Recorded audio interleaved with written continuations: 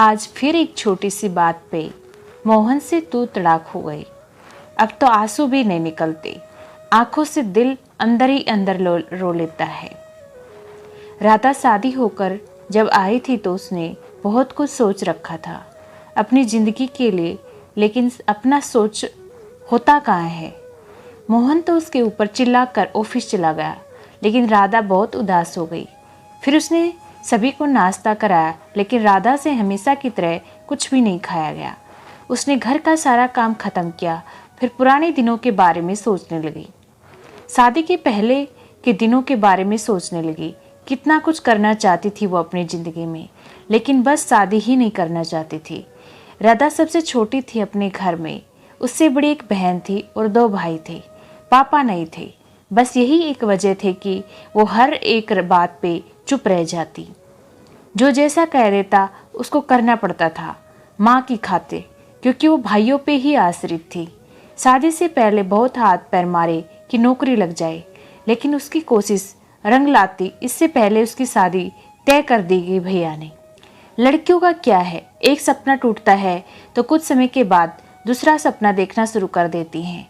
यही राधा के साथ हुआ।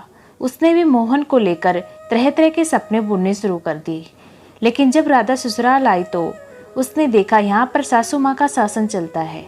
बस फिर क्या था, राधा कुछ भी अच्छा करती, उसके काम को या उसकी बात को सासू माँ हमेशा तोड़ मरोड़ कर सबके सामने रखती। कुछ भी कह देती, सब सही। इन सब से जाती भी कहाँ और किसके पास जाती। सासू माँ ने ऐसी फिरकी घुमाई कि सभी को लगने लगा कि राधा को कोई भी काम ठीक से करना नहीं आता। मोहन तो अपनी माँ का अंधा भक्त था। माँ कुछ भी कह देती, सब सही। इन सब से बचकर वो जाती भी कहाँ और किसके पास जाती। मोहन और उसकी माँ हमेशा सही बात का ही तो ताना मारते थे। तभी राधा को अपनी बेटी सुबह की आवाज़ सुनाई देती है, जो बहुत देर से उसको पुकार रही थी। तो राधा अपने ख्यालों से बाहर आती है और अपने आंसू पोंछकर सुबह को बहुत कसकर अपने सीने से चिपका लेती है, जैसे खुद से एक वादा कर रही हो कि तुम्हारे साथ ऐसा नहीं होने दूंगी।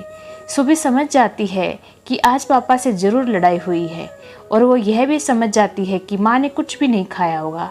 सुबह बहुत बड़ी नहीं थी, फिर भी बचपन से यही देखती आ रही थी। वो जाती है और थाली में खाना लगा कर लाती है और कहती है, चलिए हम लोग साथ में खाना खाते हैं।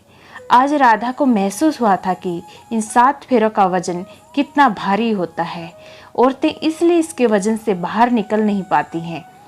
इन 7 फेरों के समय जो वचन लिए जाते हैं, उनकी पूरी तरह से निभाने की जिम्मेदारी भी औरतों की ही होती है।